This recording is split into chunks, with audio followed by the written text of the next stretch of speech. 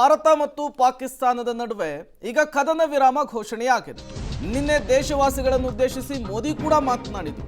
ಪಾಕ್ ಜೊತೆಗೆ ಚೀನಾಗೂ ಕೂಡ ಭಾರತ ಬೆವರಿಳಿಸುವಂತಹ ಕೆಲಸ ಮಾಡಿದೆ.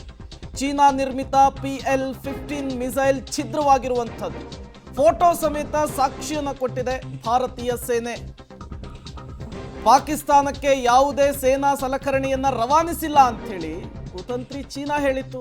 ಪಾಕ್ಗೆ ಯಾವುದೇ ಶಸ್ತ್ರಾಸ್ತ್ರವನ್ನ ಪೂರೈಸೇ ಇಲ್ಲ ನಾವು, ಆ ರೀತಿ ನೀವು ಹೇಳಿದ್ದೆ ಆದ್ರೆ ನಾವು ಬೇರೆ ರೀತಿಯಲ್ಲಿ ಹೇಳಿಕೆಯನ್ನು ಕೊಡಬೇಕಾಗುತ್ತೆ ಅನ್ನುವಂತಹ ಅರ್ಥದಲ್ಲಿ ಮಾತನಾಡಿತ್ತು. ಈಗ PL-15 ಮಿಸೈಲ್ಸ್ ಛಿದ್ರವಾಗಿರುವಂತಹ ವಿಚಾರವನ್ನ ವಿತ್ ಪ್ರೂಫ್ ಭಾರತ ಕೊಡ್ತಾ ಇದೆ.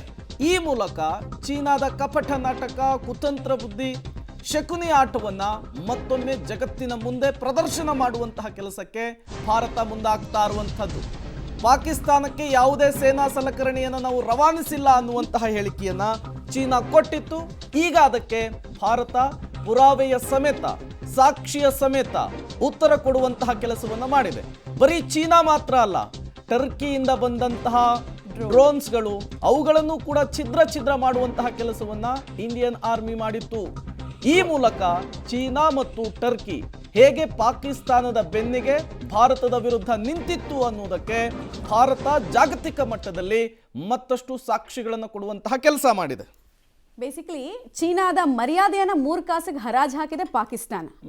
ಅವರು ಅದಕ್ಕೆ ಹೇಳ್ತಾರೆ ನಾವು ಕೊಟ್ಟಿಲ್ಲ, ನಾವೇನು ಮಾಡಿಲ್ಲ, ನಾವಿದ್ ಮಾಡಿಲ್ಲ ಅಂತ. ಇನ್ಫ್ಯಾಕ್ಟ್ ಇವರು ಬೈದಿದ್ದಕ್ಕೆ ಕೂಡ ಈ ಕದನ ವಿರಾಮಕ್ಕೆ ಅವ್ರು ಬರೋದಕ್ಕೆ ಕಾರಣ ಆಯಿತು ಅಂತ ಕೆಲವು ಮಾತಿದೆ. ಸೊ ಚೀನಾದ ಮರ್ಯಾದೆ, ಟರ್ಕಿ ಮರ್ಯಾದೆಯನ್ನ 3 ಕಾಸಲ್ಲಿ ಮಾರ್ಕೆಟಲ್ಲಿ ಹರಾಜು ಹಾಕ್ತು ಪಾಕಿಸ್ತಾನ. ಡಿಫೆನ್ಸ್ ಸಿಸ್ಟಮ್ ಕೂಡ ನಾವು ನೋಡಿದ್ವಿ, ಎಷ್ಟು ಯೂಸ್ಲೆಸ್ ಅನ್ನೋದನ್ನ ನಾವು ನೋಡಿದ್ವಿ.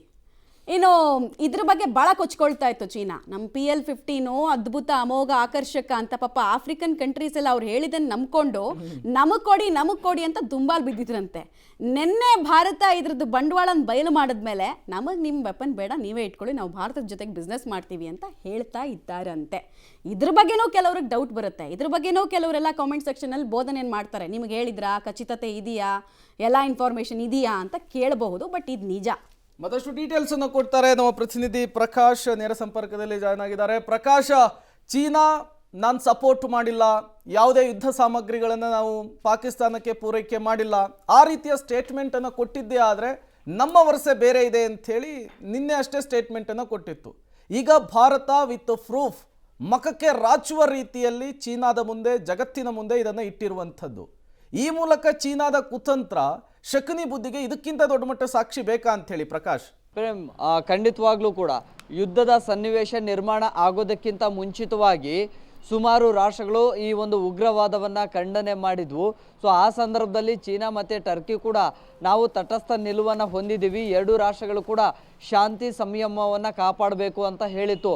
ಆದರೆ ಬ್ಯಾಕ್ ಡೋರಿಂದ ಎಲ್ಲೋ ಒಂದು ಕಡೆ ಚೀನಾ ಮತ್ತು ಟರ್ಕಿ ಶಸ್ತ್ರಾಸ್ತ್ರಗಳನ್ನು ಪೂರೈಕೆ ಮಾಡೋದಕ್ಕೆ ಪಾಕಿಸ್ತಾನಕ್ಕೆ ನೆರವನ್ನು ಕೊಡ್ತಾ ಇತ್ತು. ಚೀನಾದ PL-15 ಕ್ಷಿಪಣಿಯನ್ನು ಕೂಡ ಪಾಕಿಸ್ತಾನಕ್ಕೆ ಕೊಟ್ಟಿತ್ತು. ಅದು ಮಾತ್ರ ಅಲ್ಲ, ಒಂದಿಷ್ಟು ಯುದ್ಧ ವಿಮಾನಗಳನ್ನು ಕೂಡ ಪಾಕಿಸ್ತಾನಕ್ಕೆ ಕೊಟ್ಟು ನೆರವನ್ನು ನೀಡಿತ್ತು. ಸೊ ಅದಾದ ಬಳಿಕ ನಾವು ತಟಸ್ಥವಾಗಿ ಇದ್ದೀವಿ ಅನ್ನುವಂತಹ ನಿಲುವನ್ನೇ ಹೇಳ್ತಾ ಇತ್ತು.